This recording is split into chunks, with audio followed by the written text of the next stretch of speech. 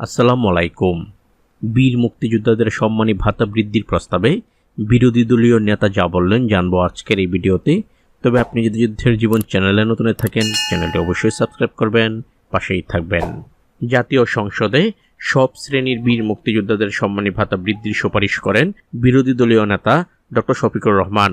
অর্থ বছর জুলাই থেকে জুন পরিবর্তন করে জানুয়ারি থেকে ডিসেম্বর নির্ধারণের প্রস্তাব দিয়েছেন জাতীয় সংসদের বিরোধী দলের নেতা ডক্টর শফিকুর রহমান।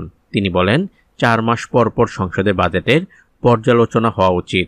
জাতীয় সংসদ অধিবেশনের বাজেটের ওপর আলোচনায় অংশ নিয়ে তিনি এসব কথা বলেন। বিরোধী দলীয় নেতা বলেন, অর্থ বছর জুলাই থেকে জুন হওয়ার সুবাদে শুধু বিলের হিসাবে কাজ শেষ হয়, ক্যালেন্ডার ইয়ারের হিসাবে অর্থাৎ জানুয়ারি থেকে ডিসেম্বরের মধ্যে রাখা উচিত।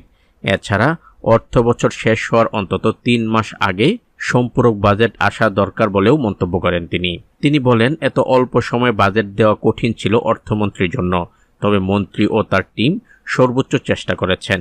বাজেটের প্রস্তাবে অনেক সংশোধনের দাবি ছিল, কিছু গ্রহণ হলে দেশের গণতন্ত্র চর্চায় নতুন অধ্যায় যোগ হতো।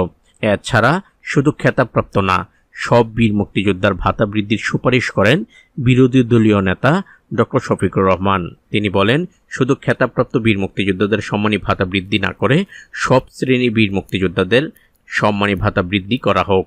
আশা করছি অর্থমন্ত্রী এবং তার টিম সর্বোচ্চ চেষ্টা করবেন সব শ্রেণীর বীর মুক্তিযোদ্ধাদের সম্মানী ভাতা বৃদ্ধির বিষয়ে, যা হবে একটি যুগোপযোগী পদক্ষেপ। তো আজ এ পর্যন্তই, দেখা হবে অন্য এক নতুন ভিডিওতে। ততক্ষণ পর্যন্ত সবাই ভালো থাকবেন, সুস্থ থাকবেন। আল্লাহ হাফেজ।